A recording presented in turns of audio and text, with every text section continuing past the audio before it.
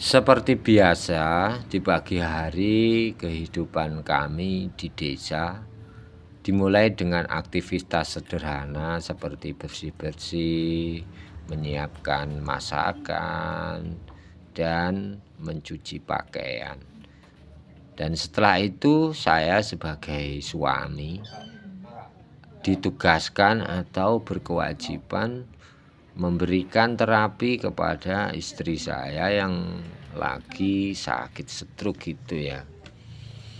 Saya mulai dengan mengajak jalan ringan dan sambil saya ajak bercanda, karena dengan candaan-candaan dan hiburan-hiburan yang saya peragakan di depan istri itu membantu istri untuk tertawa, tersenyum gitu ya.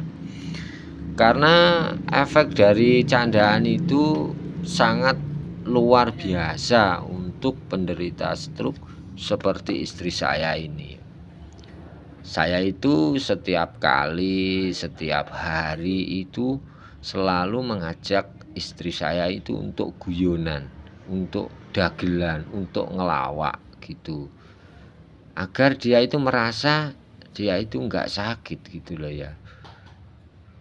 Dia saya ajak untuk ikut interaksi di kegiatan-kegiatan rumah tangga itu ya, seperti masak, cuci-cuci yang ringan-ringan gitu ya. Itu membantu mentalnya bahwa sebenarnya dia itu nggak lagi sakit yang parah gitu. Nah, ini pelajaran yang perlu kita dalami, kita maknai tentang kebanyakan orang yang ngerawat saudaranya atau istrinya atau siapapun itu mengatakan atau menakuti si penderita.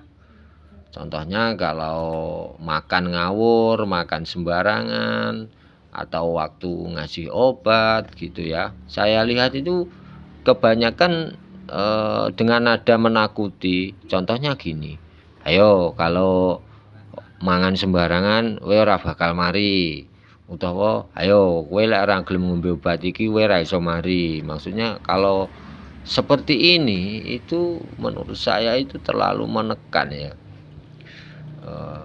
Mungkin teman-teman semuanya di rumah juga sering mendengar perkataan itu ya.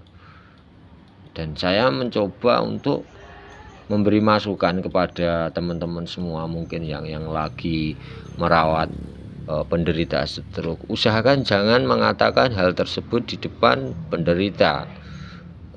Biarkan saja kalau dia itu mau makan, tapi ya sedikit.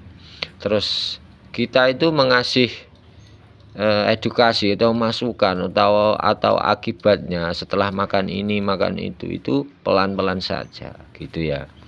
Terus untuk obat itu pun kalau bisa jangan pernah mengatakan kalau kamu tidak minum obat kamu tidak akan sembuh, itu jangan ya. Sekali lagi itu saya buktikan dengan hari-hari saya merawat istri saya itu tidak pernah mengatakan kalau kamu tidak mau minum obat kamu tidak akan sembuh, tidak.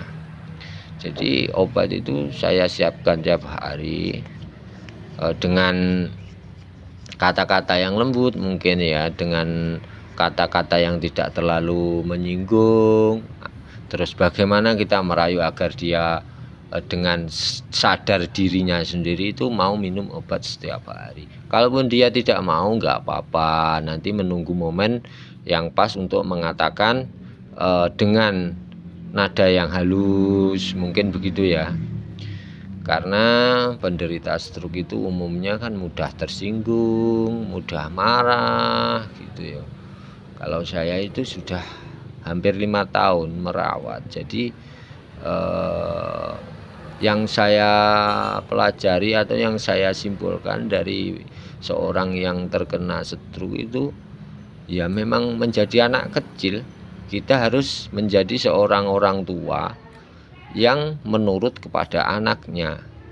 Jangan pernah memarahi atau mengatakan hal-hal yang membuat si penderita itu tidak bisa membanggakan dirinya sendiri gitu ya. Itulah pengalamanku hari-hari merawat istriku di desa, tentang bagaimana kita harus menjaga keseimbangan, ya keseimbangan fisik kita, keseimbangan ekonomi kita, gitu ya. Itu mungkin antar individu itu beda-beda ya, relatif ya. Itu kalau saya itu full 100% itu menjaga. Jadi setiap saat istri itu butuh saya, itu saya selalu ada di sisinya. Nah, itu mungkin salah satu penyembuhan yang lebih cepat ya, lebih baik mungkin ya. Tapi itu dikembalikan lagi kepada kondisi kita masing-masing. Jadi untuk full 100% menjaga istri itu antar individu tidak sama, tidak bisa disamaratakan gitu ya. Dan terbukti sejak saya full 100% merawat istri itu ada kemajuan-kemajuan sedikit demi sedikit. Itu ya teman, pengalaman saya ketika merawat istri saya itu melawan penyakit stroke-nya itu ya. Yo memang kita itu harus ekstra sabar, benar sekali. Jadi pun saya tidak bisa menyalahkan kepada mereka, orang-orang atau suami-suami yang tidak mampu menjaga istrinya itu full 100%, karena harus mencari penghidupan. Itu tergantung merekanya sendiri ya. Kalau saya memang untuk saat ini full 100% menemani istri melawan penyakit stroke-nya. Mungkin itu ya kawan-kawan pengalaman hidup saya ketika merawat istri saya. Sampai ketemu lagi di video berikutnya ya kawan.